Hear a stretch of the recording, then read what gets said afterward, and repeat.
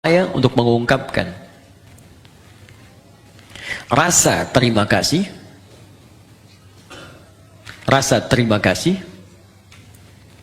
dan kebahagiaan. Upaya untuk mengungkapkan rasa terima kasih dan kebahagiaan atas nikmat yang diperoleh,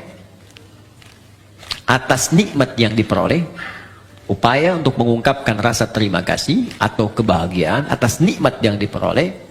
Perhatikan bagian ini rahasianya. Perhatikan bagian ini. Dengan cara menggunakan nikmat itu sesuai dengan ketentuan yang Allah tetapkan. Dengan cara menggunakan nikmat itu sesuai dengan ketentuan yang telah Allah tetapkan. Awas, bagian terakhir ini sangat penting. Ini yang paling penting. Contoh. Ya, masih ingat teman-teman? Dalam duduk di antara dua sujud, apa yang kita ucapkan pertama kali? Rabbil firli. Ya Allah, ampuni aku. Orang yang sudah diampuni oleh Allah, maka cirinya organ tubuhnya akan dijaga oleh Allah dari perbuatan maksiat. Lalu kita bersyukur. Sujud, ya Allah, terima kasih. Engkau ampuni dosaku. Maka ketika Anda bangkit lagi, utamanya selesai sholat kita, maka buktikan nikmat yang telah Allah berikan kepada kita itu dengan berusaha menjaga tubuh kita untuk digunakan pada hal yang telah Allah tetapkan. Contoh, kata Allah, mata itu hanya boleh melihat yang ini, yang baik-baik, yang tak baik palingkan. Turun Quran surah ke-24 ayat 30 untuk laki-laki, 31 untuk perempuan. Qul lil mu'minina yaghuddu min absarihim. Katakan pada pria-pria yang punya iman. Masih ingat tadi di awal? Iman bersanding dengan salat. Alladzina yu'minuna bil ghaib wa yuqimunas shalah. Iman bersanding dengan salat. Katakan pada pria-pria yang punya iman. Katakan pada pria-pria yang telah salat. Ayat 31-nya wa qul lil mu'minat. Katakan pada perempuan-perempuan yang punya iman. Katakan pada perempuan-perempuan yang telah salat. Yaghuddu min absarihim, yaghuddna min absarihinna. Pandangannya, matanya gunakan untuk melihat yang baik saja. Jika yang ditatap itu tak baik, maka palingkan. Disebut dengan ghaddul basar. Maka jika Anda ingin mensyukuri nikmat ampunan Allah, maka gunakanlah kemudian tubuh kita untuk digunakan pada semua ketentuan yang telah Allah tetapkan. Mata, apa ketentuan mata? Telinga, apa ketentuan telinga? Lisan, apa ketentuan lisan? Sampai ke ujung kaki. Jelas? Di ketika Anda ingin mendapatkan ampunan Allah, kata Allah, saya ampuni. Baik, buktikan, jaga ampunan itu. Ini bukan Allah sudah bersihkan, Anda pakai maksiat lagi. Habis sholat, bicarain orang lagi. Yang dibicarakan kadang-kadang imamnya juga. Sialan tuh imam. Harusnya makmum dia benar. Baca kepanjangan. Maghrib baca Yasin. Bisa.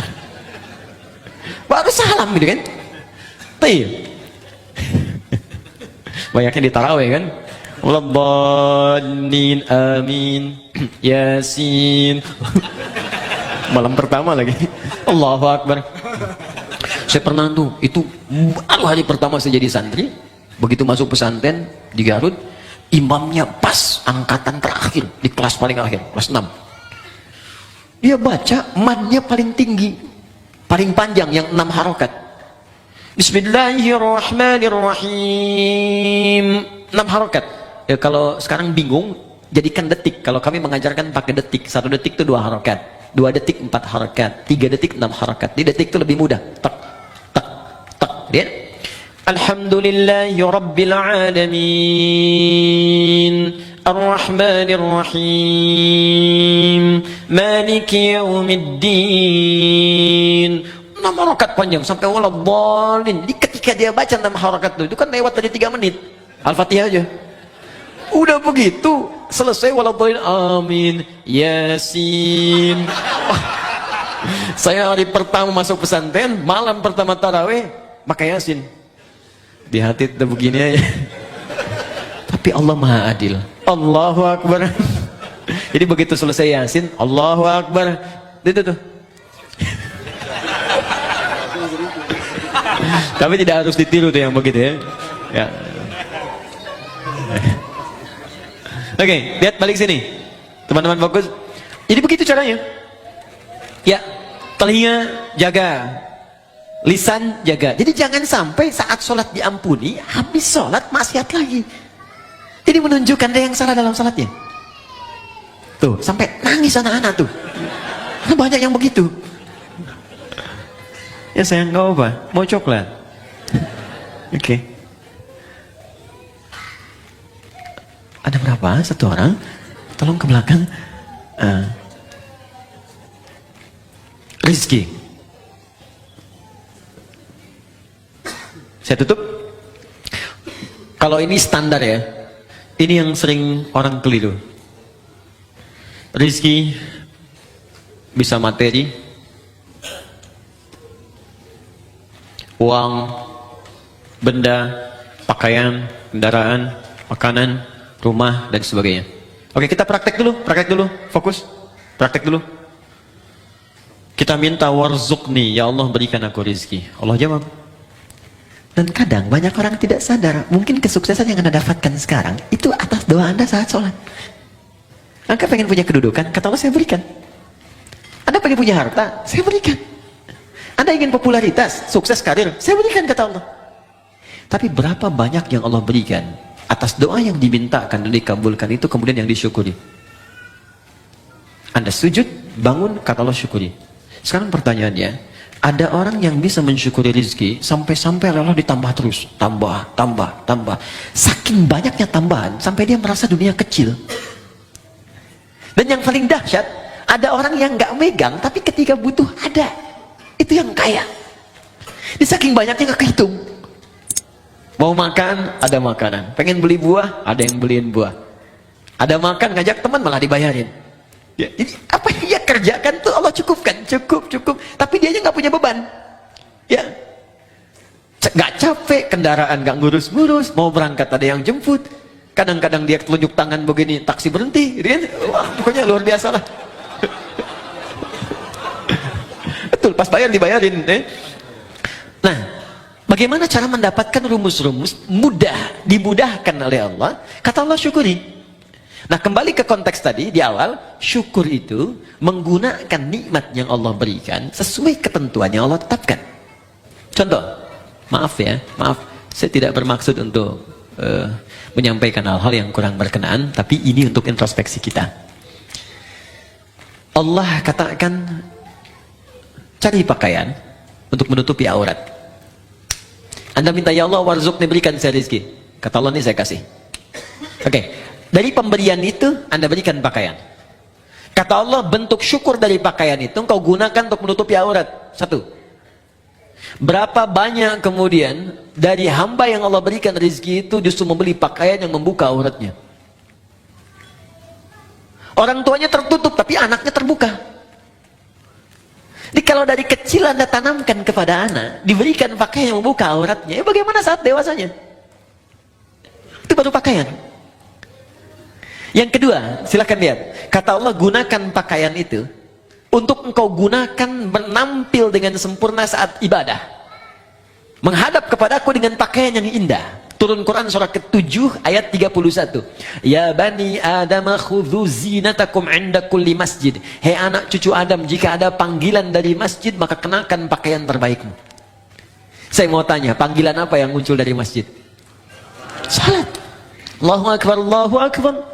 Makanya orang khusyuk itu di pertemuan yang lalu masih ingat, ketika dia akan menghadap Allah, dia kenakan pakaian terbaiknya. Allah yang panggil. Antum ini dapat undangan Sabtu Ahad yang mengundang manusia, tampilan luar biasa. Ada yang pesan dulu, jasnya dibikin dulu, sepatunya juga bikin dulu, mereknya ditampilkan dulu, hanya untuk penuhi undangan manusia yang belum tentu memenuhi kebutuhan kita, yang belum tentu memberikan solusi pada persoalan kita. Diundang makan cuma sekali, nambah nggak bisa. Ya. Solusi belum tentu hilang. Untuk menghadapi manusia saja, tampilan kita luar biasa. Kata Allah, kenapa ketika aku undang tampilan kau biasa-biasa saja? Kan kurang adil, Bu, Pak, teman-teman. Yang paling unik yang dipakai di olahraga, itu pula yang dipakai dalam sholatnya. Ada yang dipakai kemudian rekreasi, itu pula dipakai dalam sholatnya. Apakah salah? Tidak, sah menurut hukum. Tapi untuk bentuk syukur yang sempurna, itu belum paripurna. Jelas sampai sini? Baik. Saya kasih rumus begini. Ini rahasia. Tapi saya coba dan hasilnya luar biasa. Baik, fokus baik-baik ya. Jadi begini,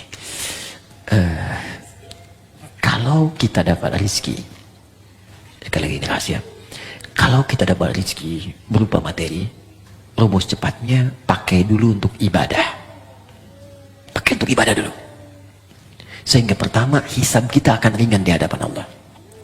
Ya. Saya biasanya kadang Allah titipkan, kasih pakaian lewat si fulan yang kirim kain, kirim pakaian. Tak pernah saya terima pertama kali, kecuali saya coba pakai ibadah dulu. Even itu orang cuma pakai kasih kaos. Pakai sholat sunnah. Pakai baca Quran.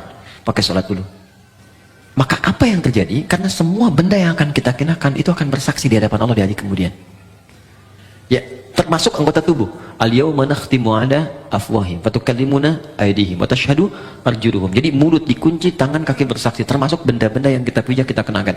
Di surah Az-Zalzalah, idza zulzilatil ardu wa akhrajatil ardu wa qala al-insanu yauma idzin tuhadditsu akhbaraha. Pada saat kiamat itu terjadi, akan ada hisab dan semua benda yang kita pijak, yang kita kenakan akan bersaksi di hadapan Allah. Bayangkan, teman-teman, ketika baju itu tiba-tiba berkata kepada Allah, "Ya Allah, saya bersaksi, saya pernah dikenakan oleh si fulan ini untuk sholat kepadamu. Ya Allah, saya bersaksi dan dikenakan oleh si fulan ini, ya Allah, bangun tahajud mengenakan aku." Allahu Akbar. "Ya fulan, ketika aku berikan kepadamu nikmat berupa pakaian, apa yang kamu kerjakan?" "Ya Allah, saya bersaksi, pertama kali saya gunakan untuk memenuhi panggilanmu ke masjid." Maka sepatu itu berkata, "Benar ya Allah, Anda gunakan." Buka pintu, rumah Anda, masuk ke ruangan kamar Anda, buka kemudian lemari pakaian Anda, coba lihat setiap helai pakaian Anda, berapa banyak yang sudah digunakan untuk ibadah. Jangan-jangan ada di antara pakaian itu yang hanya dipakai untuk digunakan maksiat saja selama hidup. Maka saran saya, cepat tutupi dengan ibadah sebelum dia bersaksi di hadapan Allah dan memberatkan timbangan Anda pada keburukan. Anda sudah minta motor, sepeda aja belum bisa membawa Anda ke masjid. "Ya Allah, aku pengen motor." "Kamu ini gimana? Minta motor, beban kamu akan berat. Sepeda aja belum mampu mengantarkan kau ke masjid." Itu si fulan, sepeda dia nggak punya, motor nggak pernah mimpi, mobil nggak pernah berharap, kakinya bisa dipakai mengantarkan dia ke masjid. Jarak dia ke masjid 2 kilo. Kamu cuma 20 meter ke masjid. Sepeda sudah saya berikan, motor sudah saya limpahkan, mobil saya anugerahkan, mereknya bermacam-macam, belum mengantarkan kau juga. Maka nikmat apa lagi yang harus aku berikan kepadamu supaya engkau mau berangkat ke masjid itu? Jadi kalau ada teman-teman mengatakan warzukni, ini hati-hati ya. Anda meminta dalam sholat warzukni, ya Allah berikan aku rizki, dan sudah Allah limpahkan, tapi rizki itu belum mampu mendekatkan Anda kepada Allah, maka mesti berhati-hati. Jangan-jangan ada istidraj di dalamnya. Istidraj. Limpahan yang terasa nikmat, tapi di balik itu ada kumpulan azab yang sedang menunggu.